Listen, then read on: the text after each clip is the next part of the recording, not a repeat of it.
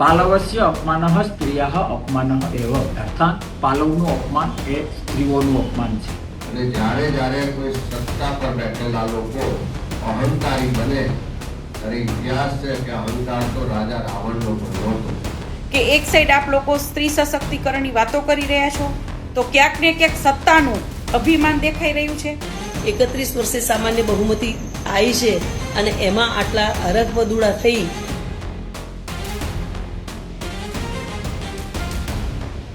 અહંકાર તો રાજા રાવણનો પણ નહોતો ટક્યો. ત્યારે ભાજપના નેતાઓ સત્તાના નશાના અહંકારમાં બેફામ વાણી વિલાસ કરી રહ્યા છે. આ શબ્દો અમારા નથી, પરંતુ આ શબ્દો ગુજરાત પ્રદેશ કોંગ્રેસ પ્રમુખ અમિત ચાવડાના છે. જે પ્રમાણે ગુજરાત ભાજપ પ્રદેશ પ્રમુખ જગદીશ વિશ્વકર્મા દ્વારા બેફામ વાણી વિલાસ જે બનાસકાંઠામાં જે જીત મેળવી ત્યારબાદ કરવામાં આવ્યો હતો અને જેમાં ખાસ કરીને જ્ઞાનીબેન ઠાકોરના પલ્લુમાંથી જીત સીટ છે તે ખેંચીને લાવ્યા છે તેવા શબ્દોનો પ્રયોગ કરવામાં આવ્યો હતો. ત્યારબાદ જે રાજકારણ છે તે ગરમાયું હતું અને આ રાજકારણ હવે શાંત થવાનું નામ નથી લેતું. દિવસે ને દિવસે આ વિવાદ છે તે વધુ ગરમ થઈ રહ્યો છે. ત્યારે પદ્મિનીબા વાળા હોય કે પછી ચૌધરી સમાજના બહેનો હોય કે પછી કોંગ્રેસ પ્રમુખ અમિત ચાવડા હોય, તમામ લોકો મેદાને આવ્યા છે અને હવે જગદીશ વિશ્વકર્મા સામે બાયો ચડાવી છે. ત્યારે આ તમામ લોકો શું કહી રહ્યા છે તે બાબતે વિગતવાર ચર્ચા કરીએ. નમસ્કાર, લલકાર ન્યૂઝ સાથે હું મયુર મેવાડા.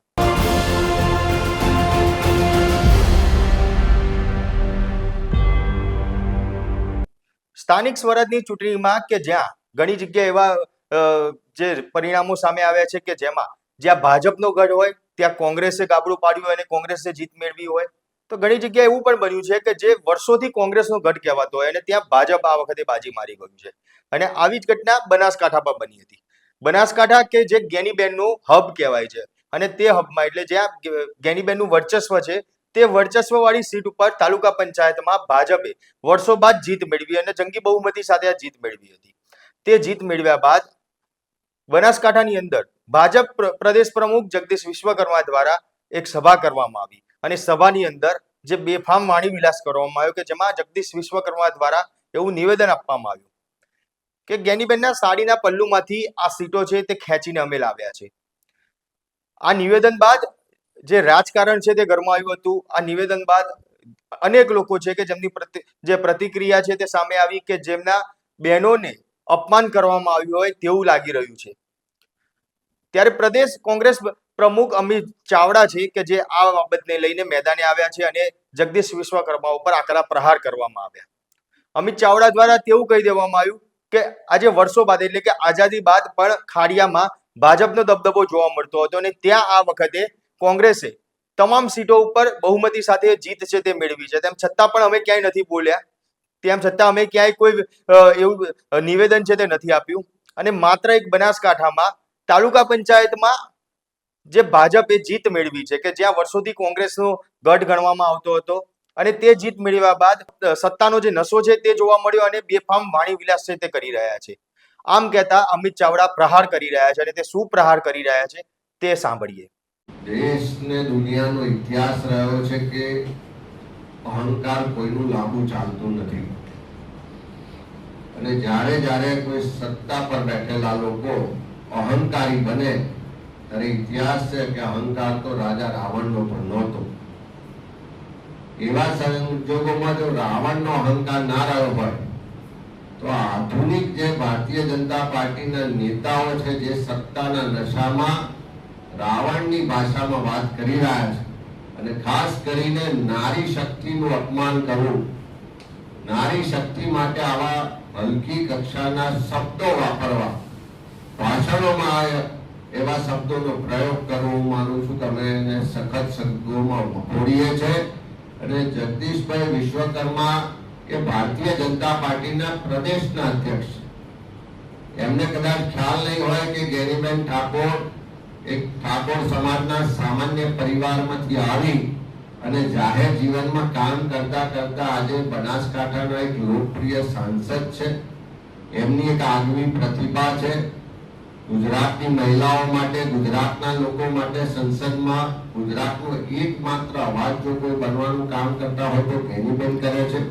ચૂંટણીઓમાં હાર જીત થાય, ખાડિયામાં આઝાદી પછી ભારતીય જનતા પાર્ટીનો સફાયો થયો તો અમે તો એવું ના કીધું, કોઈ શબ્દો એવા ન વાપર્યા કે ભાજપનું સંપૂર્ણ ધોવાણ થઈ ગયું ને ભાજપના ગઢમાં જઈને અમે સીટો લઈ આવ્યા.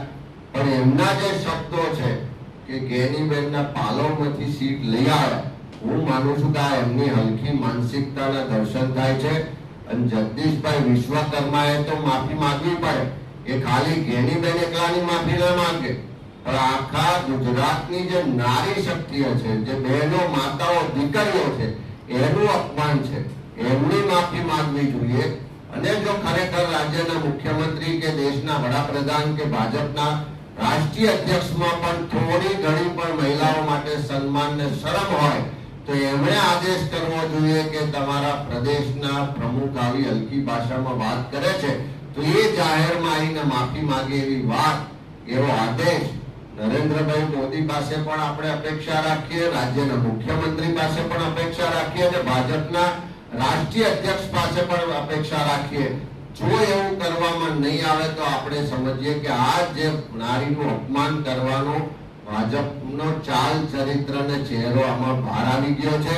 આ મનુવાદી માનસિકતા વાળો ભારતીય જનતા પાર્ટીનો પક્ષ કે જેણે મનુવાદની જે એની વ્યવસ્થાઓ હતી એમાં જ નારીઓને ખૂબ નીચલી કક્ષાએ ગણવામાં આવતા હતા, એ જ માનસિકતાથી આજે આ પ્રવચનો, ભાષણો, આ શબ્દો બોલાઈ રહ્યા છે અને સખત શબ્દોમાં વખોડીએ છે. જગદીશભાઈ ગુજરાતની મહિલાઓની પણ માફી માંગવી પડશે ને નહીં માંગે તો આવનારા દિવસમાં ગુજરાતના લોકો પણ એમને માફી માંગે.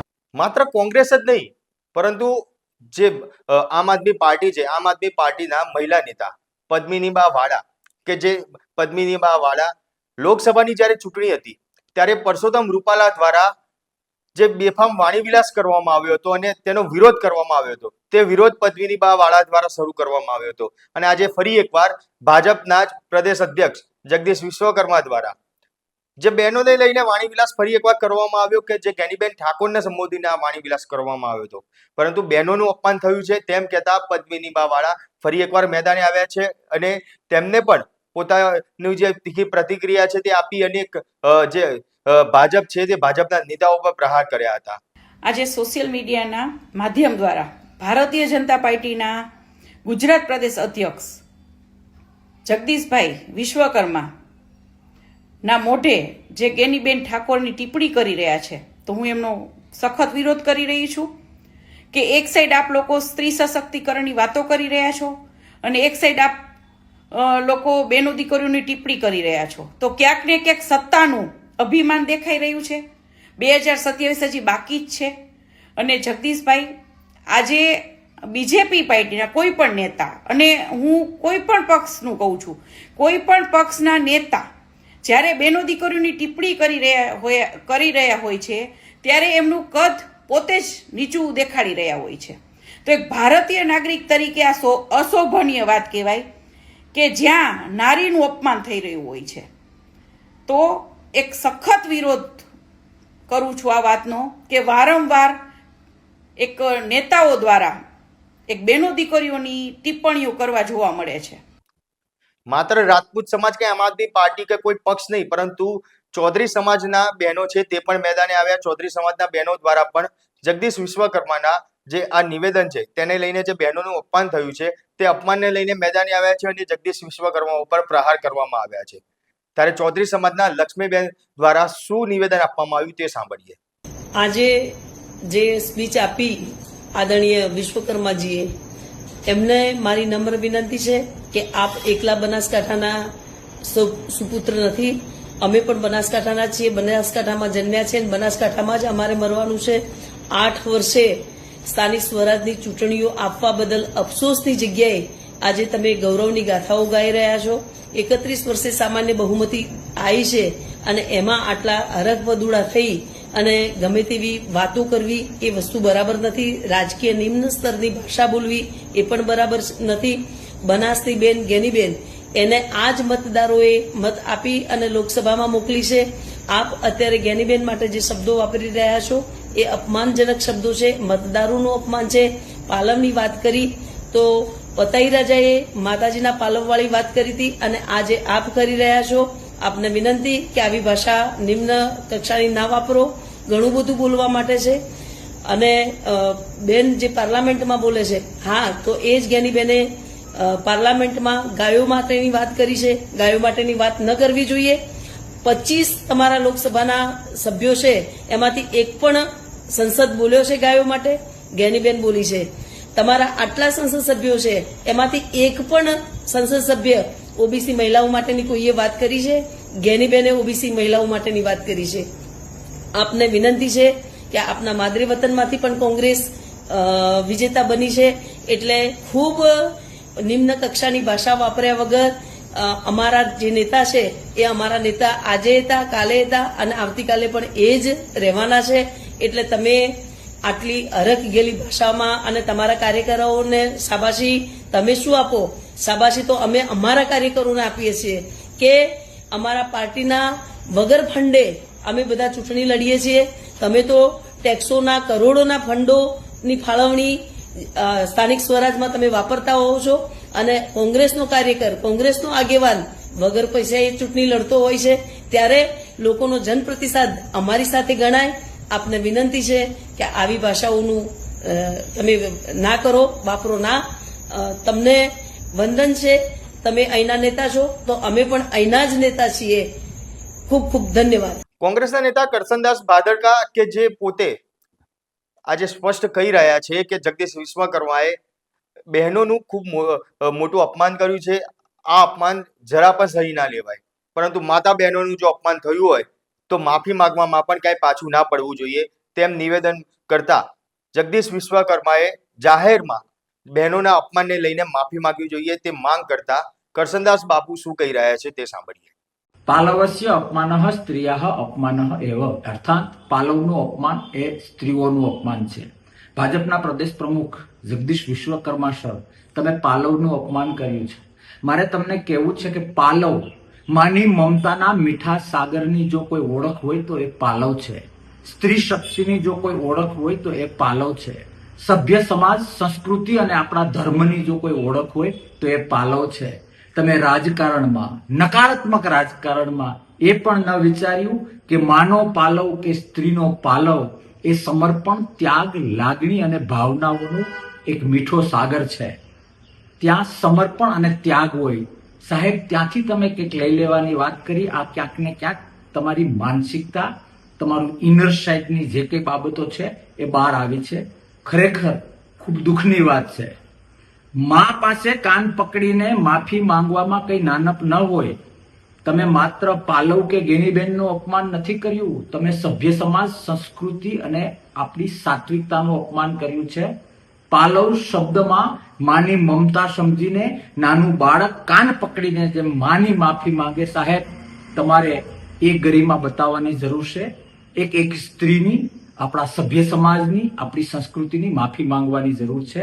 રાજકારણ થયા કરે સાહેબ, પણ આટલી નીચલી લેવલનું જો રાજકારણ કરીશું ને તો સંસ્કૃતિ રડશે. ક્યાંક ને ક્યાંક સ્ત્રીઓની ગરિમા ઘટશે, ધર્મનું પ્રત્યક્ષ પરોક્ષ મહત્વ ઘટશે, લોકોને અયોગ્ય દિશા મળશે. એ આ પદ ઉપર બેસીને કરવું અયોગ્ય છે. જય હિન્દ, ભારત માતા કી જય.